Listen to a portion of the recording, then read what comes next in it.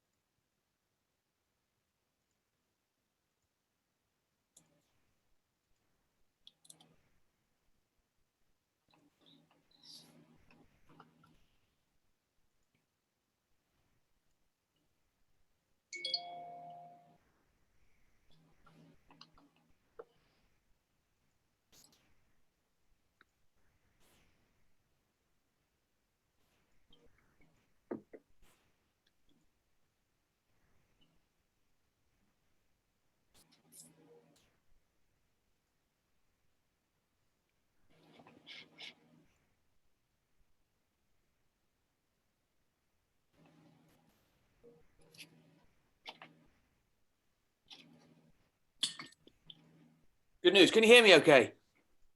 Yes, good morning. You okay? Good morning to you, and good morning to you. We're being watched by the world, Paul. So welcome very much. This is our latest Rochdale Ambassadors event, and it's entitled Why Rochdale's Businesses Are Critical to the Growth of Greater Manchester, with our special guest, Andy Burnham.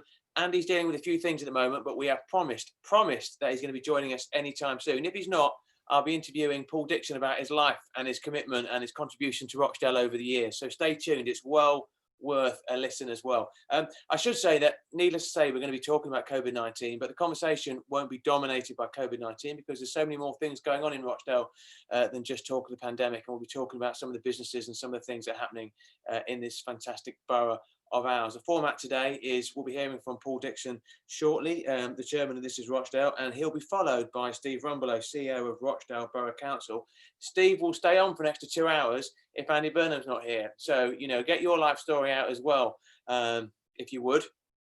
So without any further ado, I'd like to introduce Paul Dixon, chairman of This Is Rochdale, to give us an introduction as well. You need to unmute yourself, Paul, even though I think it's fantastic what you just said then. Thank you, Chris. The sun's shining in Rochdale today for the first time in a long time, and obviously blinded by the light. Good morning, everybody, and welcome to This Is Rochdale and Rochdale Ambassadors for this very special webinar this morning with Andy Burnham, the first elected mayor of Greater Manchester. We have some fantastic businesses in Rochdale. We have mentioned the contribution that all the businesses have made, particularly during the pandemic and as we emerge from it on a number of occasions. And it's always been our policy not to name any particular businesses because everybody has been absolutely fantastic. But on this occasion, I'm going to break that rule because I'd like to mention Crystal Doors. And in particular, I'd like to congratulate, on behalf of us all, Richard Hagan and his team at Crystal Doors for winning at the IEMA Awards, the Sustainability Awards 2020, winning the award for Energy and Carbon Transition. These are national awards. IEMA is based in London with businesses and organisations across the country competing for the awards. Significantly, Crystal Doors beat the Bank of England. So Crystal Doors won, Bank of England nil. What a scoreline that is. And the judges in awarding the Energy and Carbon Transmission Sustainability Impact Award to Crystal Doors said, and I'll read this, Crystal Doors ensures that employees, suppliers, customers and the local community are all engaged in its ambitious net zero strategy. Strong and committed climate leadership from the managing director, Richard, if you're on the call, that's definitely you, sir, cascades through the organisation, driving enhanced efficiency and productivity and investment in new technology. And great to see from an SME manufacturing organisation. We're so proud to have businesses in the manufacturing sector in Rochdale. We're so proud of all our SMEs across all the sectors. And on this occasion, incredibly honoured to have one of our businesses winning a national award like that. So many congratulations to you all. Moving on, we have a very special guest this morning, Andy Burnham, when he comes on the line.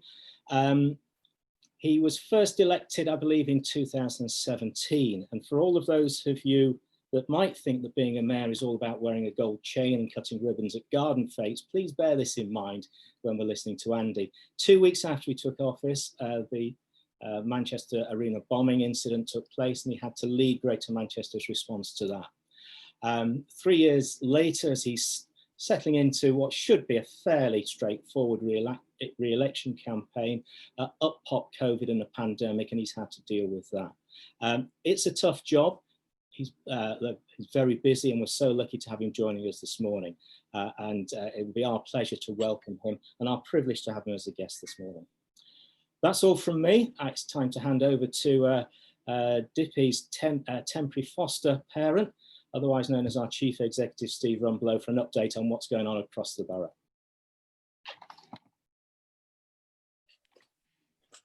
You're on silent as well, actually, Steve. You need to unmute yourself. But Andy, we're going to be coming to you in about 5 minutes' time, Andy. So I'm delighted that you've joined us. So no worries, Chris. Good morning. Busy guy. Good morning, everybody. Okay, thanks, Steve.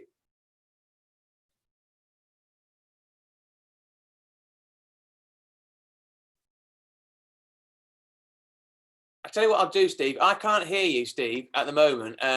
It looks like you're unmuted. Do you want to say something? And if not, I'll come to Andy. I'll come to you at the end. Okay. So, Andy, without any further ado, but you're a pro at this, Andy. You really are. Welcome. You had a huge introduction actually from Paul Dixon, talking about your busy tenure, your first period as mayor. We are going to be talking about COVID-19, understandably, but we're not just going to be talking about COVID-19. There are other stories as well. I was thinking to myself the last time that I saw you, Andy, and it was probably a long time ago. It feels January this year. Yeah. Football club at the FA Cup, watching mighty Rochdale. Yeah. Newcastle United 1-1. Seems a long time ago now. They nearly won it. Yeah, they should have won it. They should have won it, actually. Yeah, It was brilliant that day. I mean, not so great first half, but then second half. And that lad, I think he went to Watford in the end, didn't he, Luke? I just thought he was terrific. Yeah, he's gone to Wolves, actually, for £1 million. Wolves. Absolutely. He's gone for £1 million. Good lad. Good but lad. I heard the chairman of Rochdale on the radio this morning. I thought he gave a really good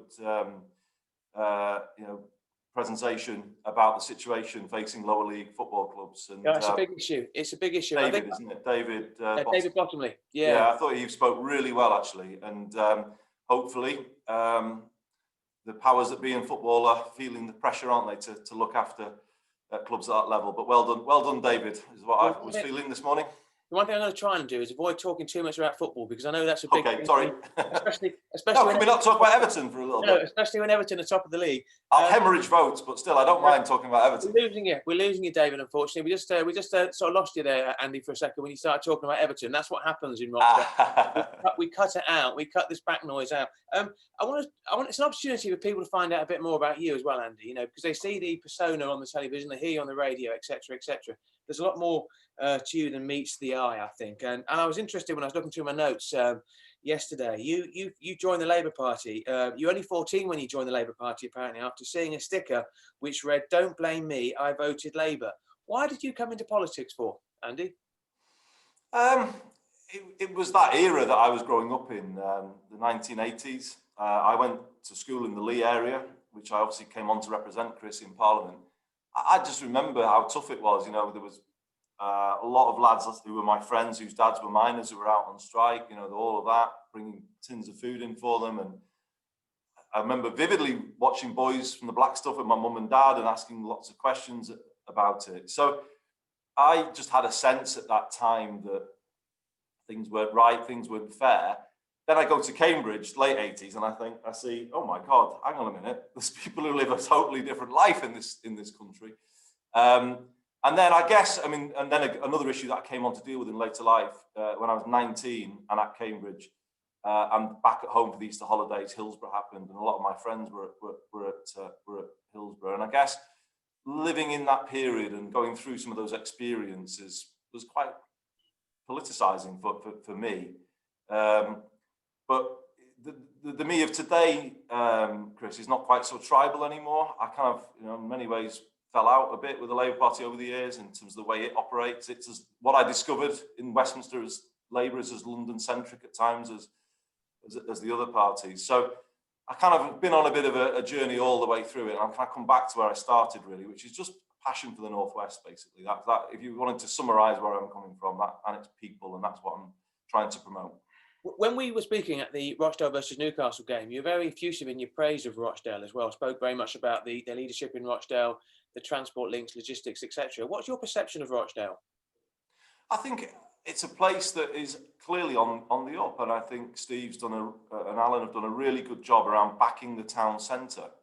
I think if councils back the town and start to invest in it and you can see the change start to happen, and I can see that and feel that in Rochdale every time I come at the moment. Of course, there are challenges across the wider borough, but you can begin to see the change. And actually, when you think about the connectivity, it's a really, and if you think about maybe the affordability of houses in Rochdale, I can genuinely see.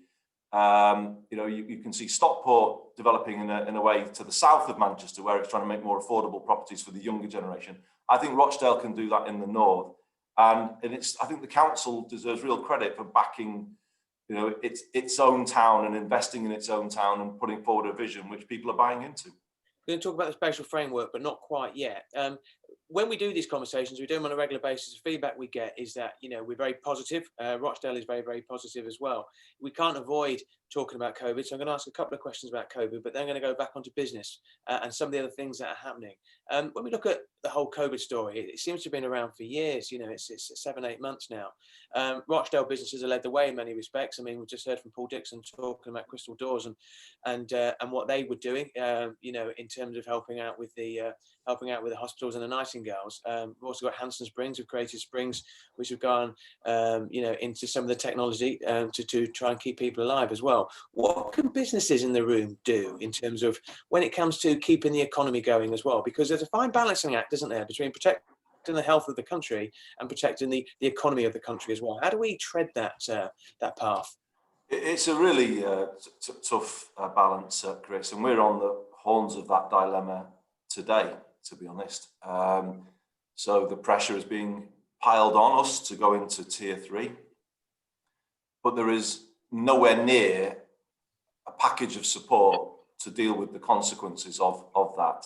So we will be opposing them on that. For that reason, I think you've got to see the economy and health together. There's been a feeling for us throughout this summer that some in Whitehall can see the virus and nothing else at times. They just see the stats on the virus, and they don't pay enough attention to what happens if you put measures in place to control it to the rest of life in those places. And I think that's been our frustration all year. What can businesses do?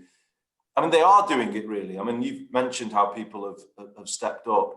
From my point of view, businesses, I think there was some shakiness at start with regard to COVID secure practices, but I think it's improved over the course of this year. And I think that's what businesses can do, put in place the practices to keep people safe, keep going. Obviously recognise some of the pressure that employees are under right now, because it's getting really tough for everybody. But I think they are doing it. I mean, Greater Manchester businesses, as ever, step forward and do what's needed. And the vast majority are always like that. I'm really appreciative of your time today, because I know you've got a lot of calls on your time. I noticed you tweeted this morning about tier 3 and the fact you'll be opposing tier 3. You've just mentioned it now. In terms of the position right now, and I've done lots of homework, listened to lots of interviews recently. In terms of where Greater Manchester stands right now, in terms of your position with COVID-19, what is it?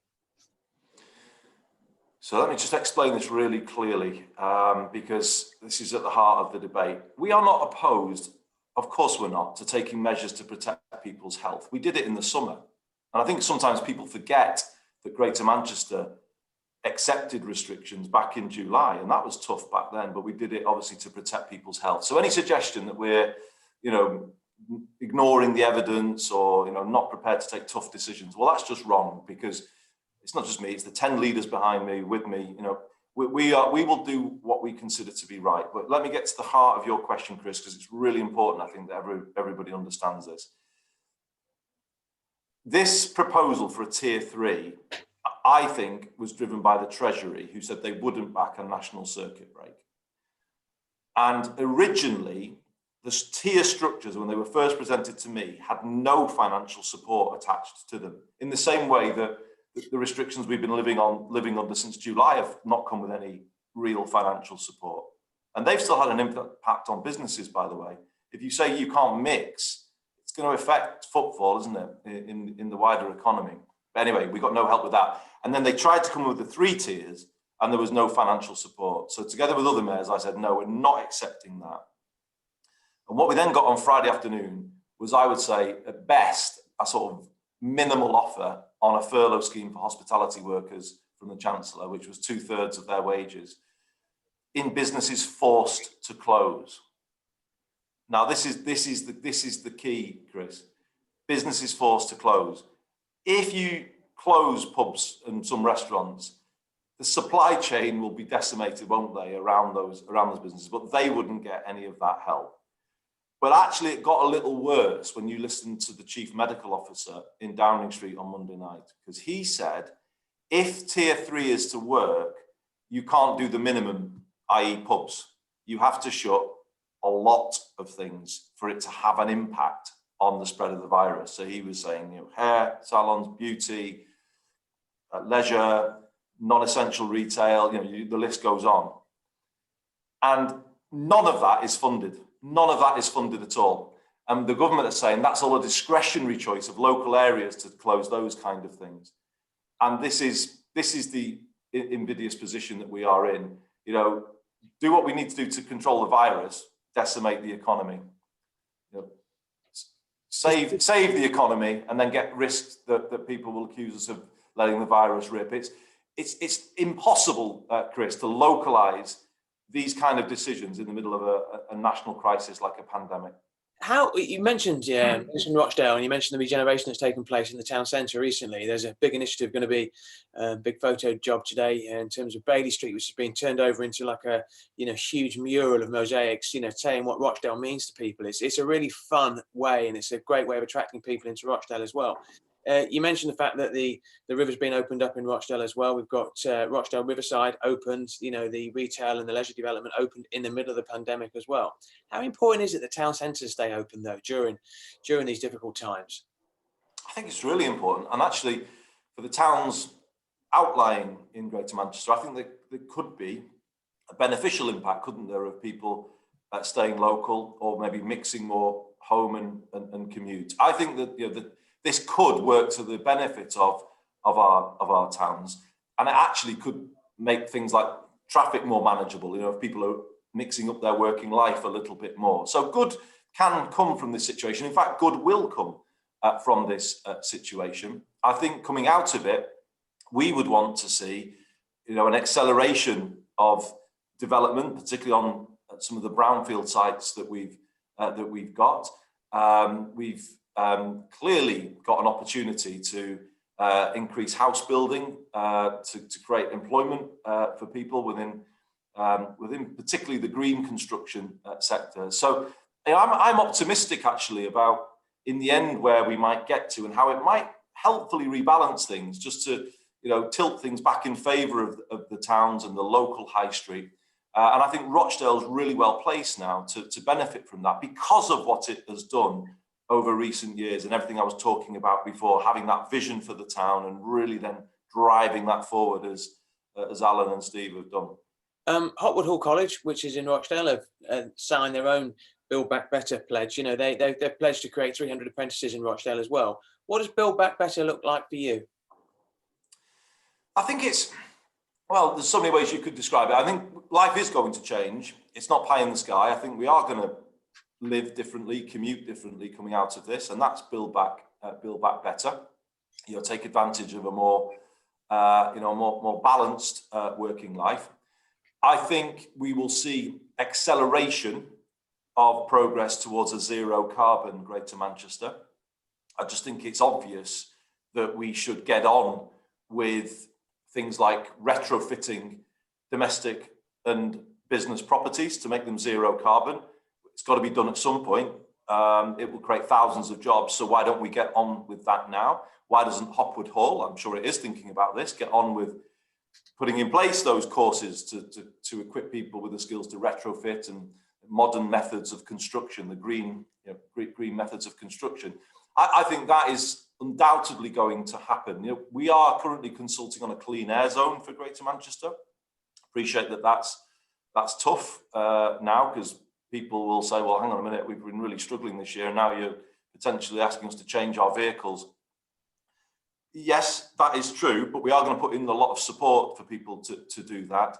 And we are consulting as well at the moment on minimum licensing standards for taxis across Greater Manchester. So as part of the kind of shift to a cleaner taxi, getting them standardised in terms of livery and other standards, so that Greater Manchester becomes what you would associate with a world-class city anywhere, which would be sort of minimum high standards in public transport of all kinds. So that is another, I would say, build back better opportunity. I could go on, Chris, but I think the big thing I will say is I do believe we will see acceleration towards Greater Manchester's target of a 2038 zero carbon city region. It's interesting what you say. I mean, I went up to Cumbria on Monday, met a great business, And I went to East Lancashire yesterday, met a great business, and I go to Rochdale, and there's some fantastic businesses in Rochdale. You've spoken about some initiatives outside of COVID-19. The problem is, of course, is that they don't tend to get any airtime at the moment because of COVID as well. If you look at the stats in Rochdale, and I was looking at the stats, Rochdale Council's RDA manages 118 industrial units in Rochdale. They're all full. There's a waiting list. There's a lot of positivity in Rochdale at the moment. How do you make sure that's heard in the current environment, and how do you make sure that other stuff is getting done and is being seen to be done when the whole conversation is understandably focused on COVID? It's going to be difficult, isn't it? And I think a lot of that stuff will go under the radar this year, I think, Chris, if we're honest about it, just because that's where people's attention is. I guess where I would be thinking would be, to get into the new year and then really sort of say, actually, look at what's been going on while everything was sort of distracted. It's why we're going to bring forward the Greater Manchester Spatial Framework soon. It's why we are consulting on the Clean Air Plan. It's why we're going to put forward the delivery plan for transport and put out some further thinking on our industrial strategy. When the moment's right, Chris, when people's minds can turn to recovery, we're not going to be starting with a blank page in Greater Manchester. We're going to be starting with here's the vision and here's the kind of way we're gonna get there. And we would of course want to celebrate all of those business developments that have been taking place. I just think the mood is such at the moment that it's going to be hard to get people to engage on that, because lots of people are worrying about the future of their businesses right now, so that they might find it hard to take good news about things in a different part of the economy. I think what we need to do is get through this current period of turbulence. Whatever the decision on the tiers or the circuit break or whatever, we need to come to a national decision about how we're going to face this winter, I think, and then get through it. And then when we're through it, open up to a more positive 2021, where we start to really sort of put some, momentum behind all of the things that you're talking about. You mentioned the spatial framework. The first draft of the spatial framework was actually published in 2016. When can we expect it? To be honest, it was about to be published a couple of weeks ago, and there was an unresolved issue between Stockport and Tameside, and it kind of came to a head just a difficult moment with regard to the timing. But I'm pretty confident about to be resolved, and we will push ahead. So as hard as it's been, I think it is. And lots of people will say, and do say to me, why are you doing that now? The world's changed, the economy's changed, you have to revisit it all and go back to the drawing board. Chris, I think that would be absolutely the worst thing that we could do. Because obviously this is a plan that takes us to 2038, 9, into that period. Whatever the pandemic does in the short term, I think the recovery will pick up at some point. The plan, the fundamentals of the plan remain. And I want Greater Manchester to be first out of the traps when the recovery's on, with a plan that says, here is our vision, here are the strategic opportunities within it. We're ready to go. You've got to come out of a crisis with clarity, and that is what we're trying to do. And we've listened down the way. We've taken on board the concerns about the green belt. The new plan will show further adjustments in respect of that.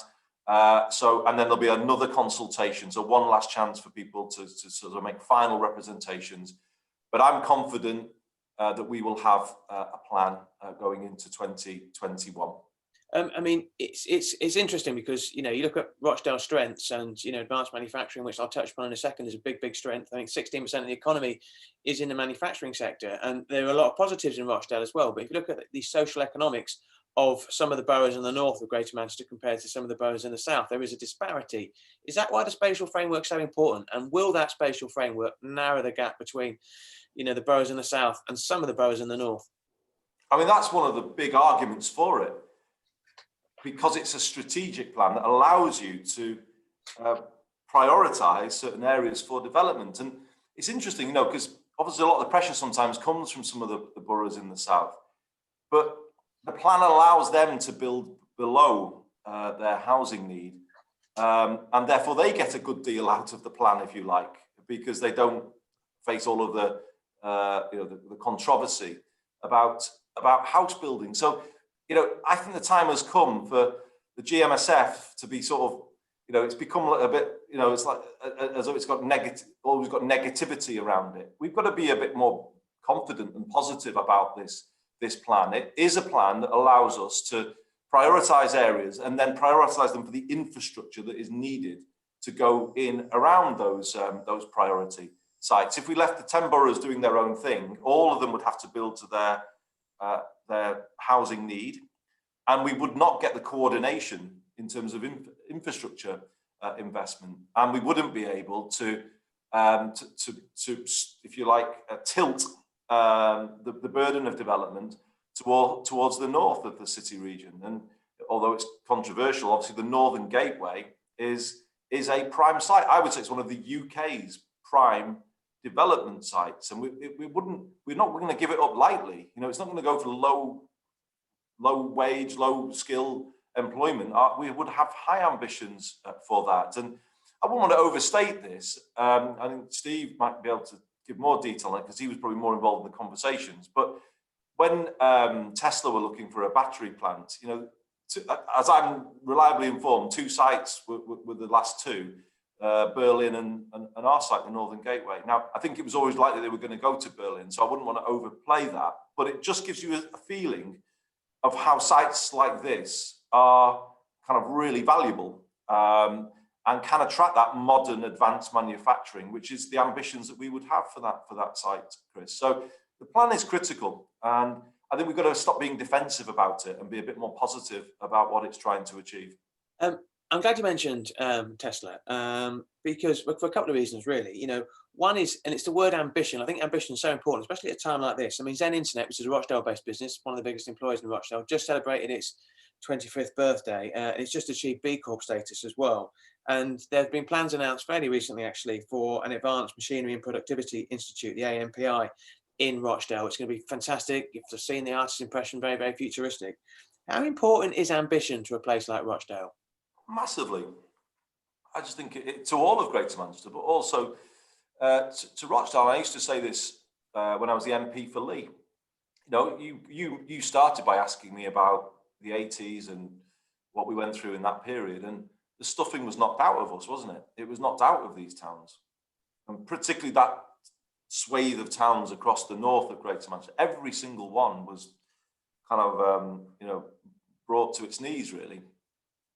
And the industry that was the industry that people traditionally relied upon. And it's taken a long time, hasn't it, to sort of shake that off and get back up again. But when I was, you know, so when I was the MP for Lee, I championed something called the Lee Sports Village, because it was really important to me to have something that put Lee on the map. And people say, well, that is a fantastic facility. That's, you know, and I think it's slowly happening to all of our towns across the north. They're coming back. And they're coming back with a new vision, and I think that's true of Bolton as well, which has really bold plans for the town centre. You know, Wigan has done the same over recent times, and wonderful to see Rochdale coming through. And I think Rochdale, as I said before, in some ways, kind of now needs to pitch itself as where it sits within a modern city region. And maybe this will be challenging now, but I'm going to say it anyway, Chris.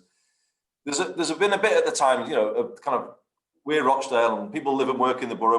The city centre takes everything, and you know, there's a bit of, there can be sometimes that kind of mentality, and we want, you know, we don't want to be a residential borough. We want all the jobs, you know, and there's been a bit, you know, there's that kind of mentality, and we used to get that in Lee a bit as well. The modern vision, I think, has got to be, well, how does Rochdale benefit from a vibrant city centre, Manchester? And how does it sort of be part of that success story? And I think Stockport are doing this with the Mayoral Development Corporation in Stockport, where they're building 3,500 homes, newest, coolest, greenest, they call it, close to the transport infrastructure, you know, 10 minutes from Manchester, fantastic. And, you know, it's got huge momentum behind it. Rochdale could be the northern version of that, because its connectivity is such that, you know, it's got rail and Metrolink, and, you know, rethinking the town centre as a place where younger people in their 20s can work and afford a decent modern flat, but then have easy access to the city centre. That is a good, for me, that's a good vision for Rochdale. Not kind of everyone seeing themselves in sort of opposition to the city, but actually then working out, well, hang on, we can have a good quality of life here and easy access to where a lot of the jobs are congregated, but also the Northern Gateway on the fringes of the borough. So I'm really optimistic about what can be achieved, and I think Rochdale has really projected that sense of ambition about all of this. I think there's more we need to do, Chris, to get the transport right for the council, and I've spoken to Alan and Steve about integrating ticketing for Metrolink and rail, so that people can get through ticketing right to Rochdale town centre, and I'm very committed to that. And when we finally get our vision of a London-style public transport system in Greater Manchester, where it's integrated across all of the modes, bus, tram, and train, then I think Rochdale will be fully set up then to benefit as part of a vibrant city region.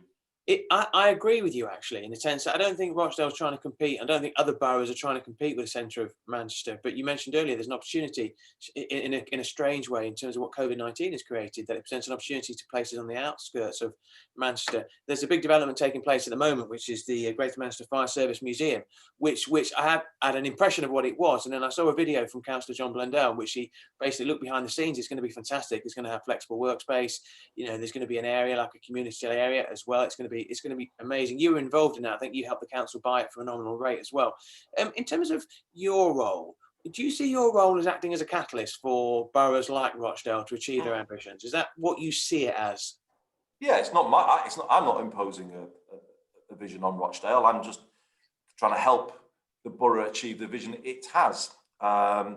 So that's my role, isn't it? Enabling, and maybe a mayoral development corporation isn't right for Rochdale, but that's what is happening in Stockport in a different way. You create a kind of a profile around what's happening in the town that then people can start to buy into, and you get that sort of critical mass of interest. And that's my job, and I'm keen. That's why I come on this call this morning. I'm here to support everybody on this call to project a positive vision of the town. That's why I went to Scotland in a cold January to watch the game, because sometimes it's easy for somebody in my job to think that Mayor of Greater Manchester means really Mayor of Manchester. I'm very aware of that, but as somebody who was the MP for Lee, I understand how people feel sometimes in the towns that feel they've been neglected, and I very much want my term of office to be about lifting everywhere. And actually, the spatial framework does that. I think what the spatial framework does, and the beauty of it, is it doesn't set these places up as opposites competing. It's basically a vision for how a vibrant city region can lift, everyone can lift each other. And I think that's, and Rochdale's buying into that, and it's fantastic to see. It's September the 9th. You'll remember the day forever. It was the day when it was World Electric Vehicle Day. So Rochdale hosted an event to talk about electric vehicles. The uptake in electric vehicles is huge. My wife has got an electric vehicle because we want to play our part. It's only a small part, but if everybody thinks they can play a part, we can make a difference as well. Mentioned earlier Richard Hagan of Crystal Doors, who is the greenest and the most environmentally friendly entrepreneur in the world, bar none. Oh, that's a big billing. It's a big. You've not met Richard Hagan. If you have, you would know I've probably undersold him slightly. He'll be laughing at this right now, actually, whilst eating his vegan breakfast. What part can businesses play? Because obviously the government has set a target of 2050 to be net zero. You've set Greater Manchester's ambition at being 2038. Richard Hagan set his ambition at being net zero by 2022. What part can businesses play? Because this is an important thing. This is about our children and our children's children. Follow Richard's lead. Yeah. Because why do I say that? Because this is the future, isn't it? So the two big things of the 21st century, I would argue, will be digitalization and decarbonisation. And the businesses that become fully digital and zero carbon the quickest are going to be better set up for the 21st century before their competitors.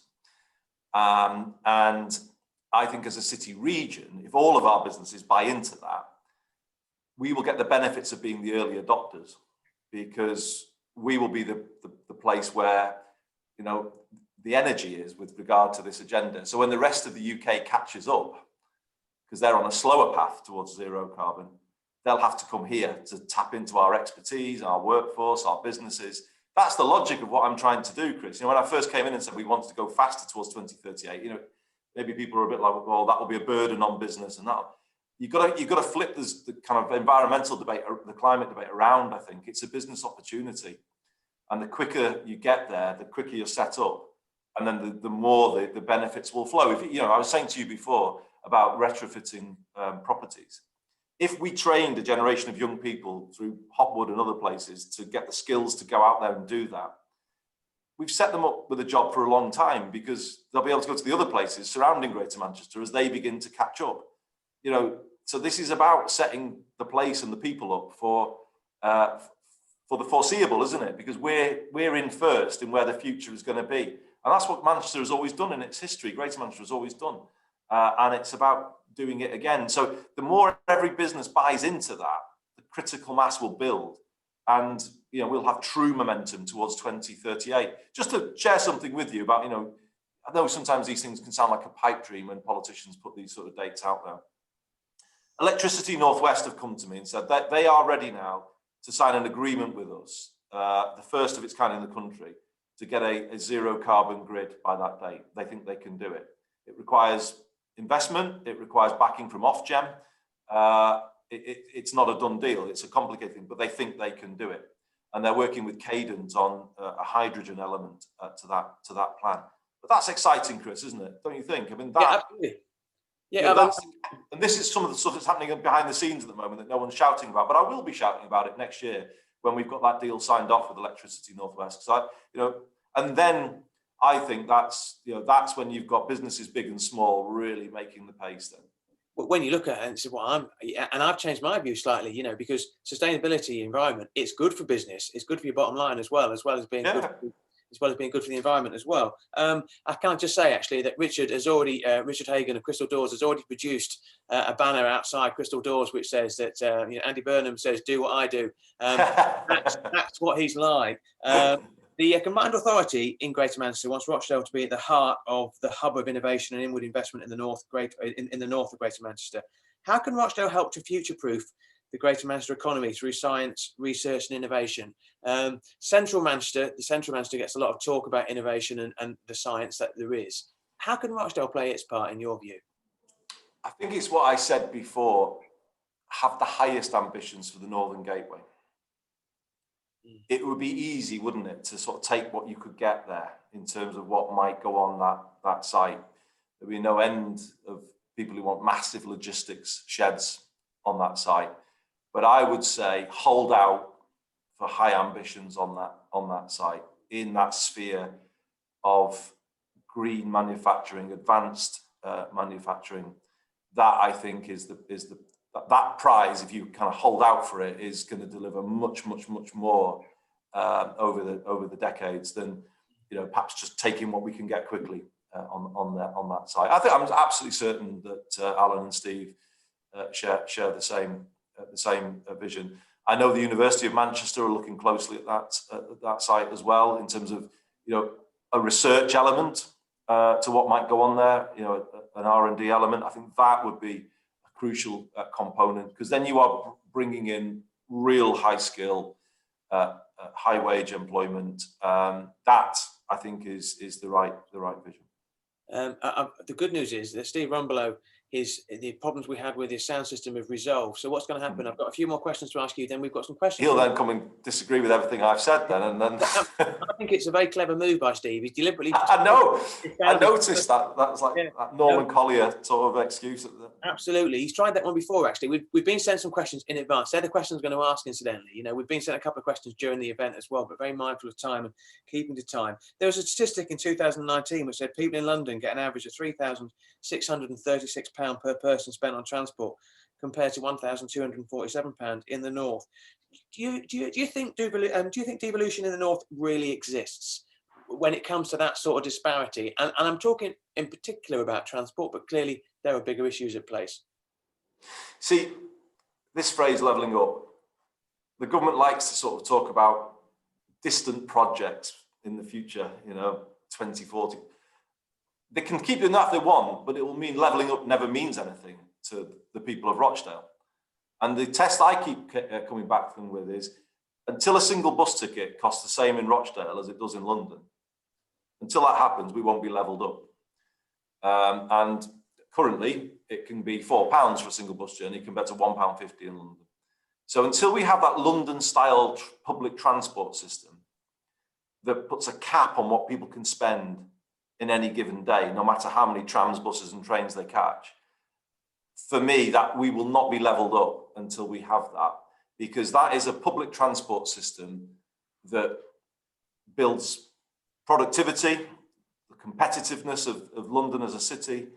And without it, we struggle because we've got a fragmented, overpriced, unreliable public transport system. So that's basically the issue, I would say. And that's where my focus is, on getting that integrated system as quickly as possible. That's the vision that we've set out through what we call our network, through TFGM. And I keep coming back to the government. We won't be levelled up until we've got that. The truth of the matter, Chris, is, and I go back to this debate I'm having at the moment about this tier 3, we are being actively levelled down at the moment, unfortunately. We are, any area under restrictions is struggling more than other areas of the country without them, and we are not getting the economic support to mitigate that. But if the R number and if the number of infections are higher in an area, isn't it acceptable that the restrictions are going to be stronger and bigger and higher in those areas? You've not got a problem with that. You just think there needs to be a financial package to sit alongside it. Is that your view? Yeah, that's my view. And I'm not necessarily. I have some doubts about localized restrictions, because we could just say, we could agree with the government and say, right, we'll do tier 3 and we'll close everything. Will that last when people can come in from West Yorkshire or from, so how robust is that? Well, if you've done all of that pain, how will, do you know what I mean? It's not necessarily. National lockdowns, in my view, will work much more efficiently than any local form of lockdown, because you cannot completely insulate yourself from everything that's around you. So this is the problem that I've got, that they are. If they had that full financial support, support for people who are self-employed, a full furlough scheme across all the affected sectors, business compensation that was at a higher level than what they're currently offering. Now, I know everyone will say, oh, magic money tree, but the point is, the logic is, and this was the original logic of the furlough, help people now so that when the vaccine is found, the economy can come roaring back quickly. That's the whole logic of this. If you don't help people now, the foundations of the economy crumble. Manchester Airport has to lay off hundreds of staff. When the vaccine is found, you're going to be delaying recovery by what, 2-3 years? That's the logic. And it's frustrating that the government seems to have kind of flipped on that. Originally, they seemed to understand that. Now they seem not to. We've been sent some questions in advance. Duncan Hope, which is a great name, Hope, partner of Erwin Mitchell, says, despite the overwhelming negativity coming out of the national press, I believe that Rochdale is seizing opportunities to develop and improve in response to the pandemic, and we should be excited about our future. How can we get more focus on the progress to counteract the overwhelmingly negative national messaging? Before you answer that, what's your take on the national coverage of COVID-19? I don't know. I mean, it's fairly accurate, I guess. It reflects the political sort of position, doesn't it? I think there was more unity going back to April, May. The national coverage, I think, is probably just reflecting what's going on. I don't particularly have a problem with it. I think the regional coverage is better than the national media coverage. I think the MEN's coverage is much better, and some of our local papers in accurately raising issues that really matter. And that's been a phenomenon of this, actually. The national issues are so remote that they don't actually pick up some of the issues that our councils have faced on the ground. And I think we've had some success in, particularly through the MEN, raising issues that were just being neglected by people at a national level. But again, I think Steve and Rochdale, they've been really proactive on testing. I think Steve will talk to you about this, but there's a real success story in terms of what Rochdale has done. I mean, the cases are high again, but they are in many places. But Rochdale had challenges, brought the figures down, and is not as high as a lot of other places in, that would have a very similar sort of set of issues as Rochdale. So it's an ongoing challenge, Chris, and I would say the regional media has covered it much better than the national media, but I don't blame, in this instance, I don't blame the media. I think politicians need to sort these things out. Yeah, we're blessed in Rochdale with Rochdale Online, and you mentioned the MEN, and Jen Williams done a fantastic job. Angela Mansell, Managing Director of Mansell Finishes, asks, how can we ensure there is confidence rather than uncertainty in the construction and property sector for the next 6 months so that we can build back better and plan construction schemes actually start? I mean, construction is the bedrock of economic recovery, isn't it? Yeah, I think back to the spatial framework, really, isn't it? It's about putting forward that plan and that determination that we are going to get building again. And actually, construction has carried on the way through, hasn't it? And I think it's not necessarily been a bad year for construction. I stand to be corrected if others know more than me, but other sectors I think have been hit much harder. What we're wanting to do is keep the progress going. So, to be fair to the government, we recently got a fund for brownfield sites, £81 million. So we've worked quite quickly to allocate that to the councils. So hopefully those sites can progress now and come forward. So there's a lot that's been going on outside of the spotlight, Chris. And I think the construction industry will be well placed, I think, coming out of this because of the work that's been going on and the focus that the spatial framework will bring to it all. I always worry when somebody sends a question in and prefix it with Mr. Burnham. So this is from Andy Barrow, Managing Director of Trust Renewables. Mr. Burnham, from some quarters, the prosperity of Rochdale appears to be on the decline when compared with other boroughs in Greater Manchester. If it is in decline, what policies will support Rochdale to reverse the trend? I mean, some people would argue that Rochdale, although it's got its challenges like other boroughs, it's probably, its trajectory is upwards. What's your view? I think it's back to what I was. Thank you. I think it's back to what I was saying, isn't it, about the rebalancing effect of the spatial framework. I mean, and backing the council, as I'm trying to do, around the town centre regeneration. I think that it's critical to get that away well. I'm constantly amazed, Chris, when I come to the town centre, how every time I come it looks better and changed again. Rochdale's changing, isn't it?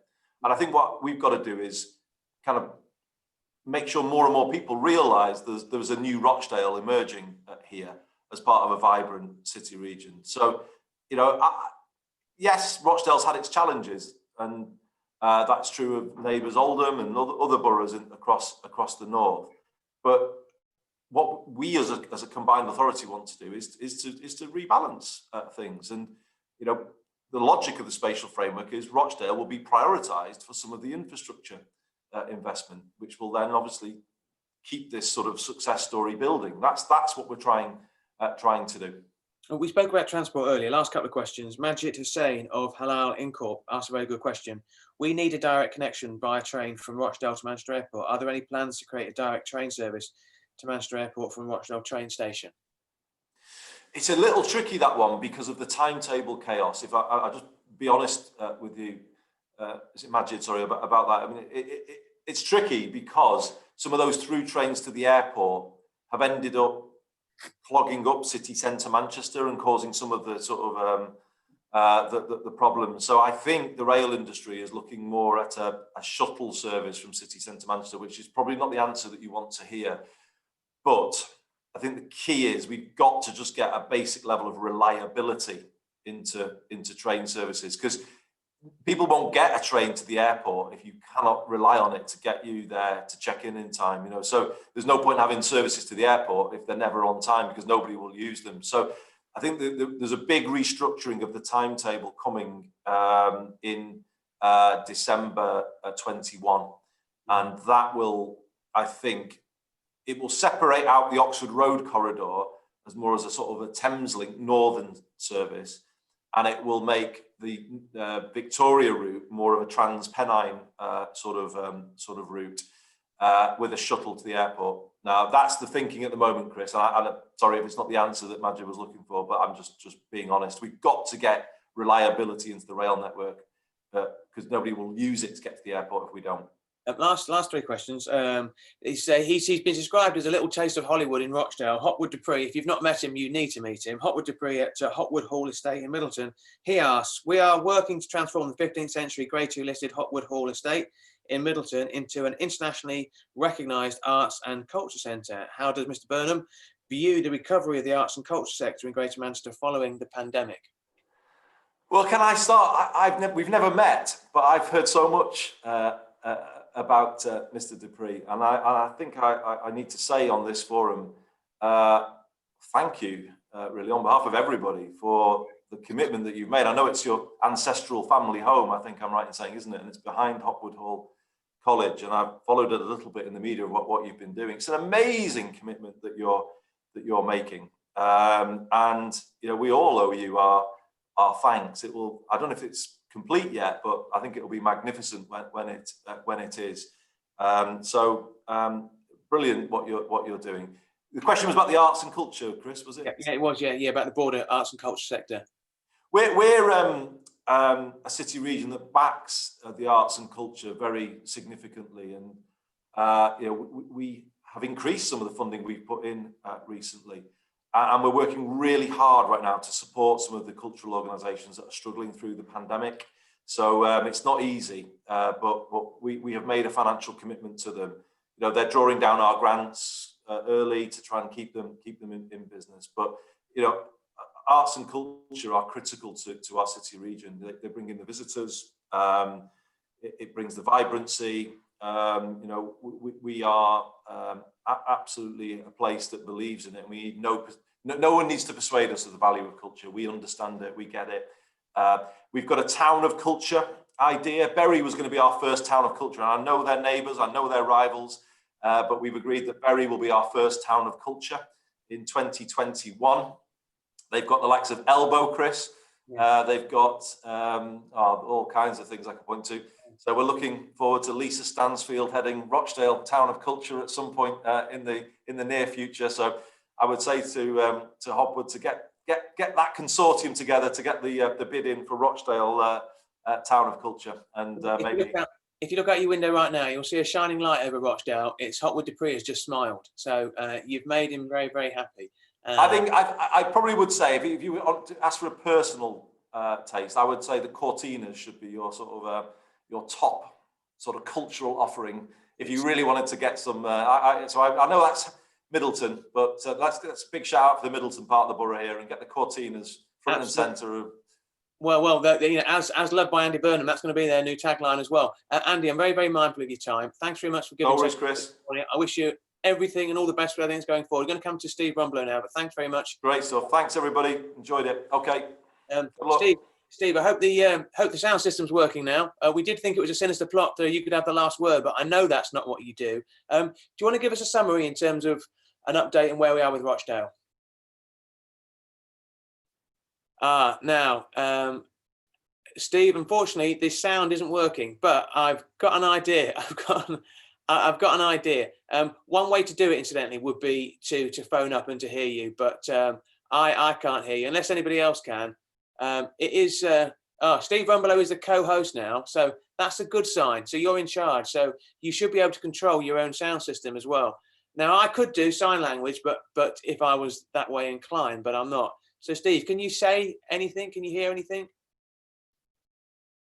No, it's not going to happen, Steve. It's not going to happen. I think what we've done, Steve, is we've actually, you know, got people thinking about the next one, thinking, I've not heard from Steve Rumblow. There's no way I'm going to miss the next one. We are basically just teasing people for the next one as well. Steve, thanks very much for doing your utmost. Thanks very much to Andy Burnham as well.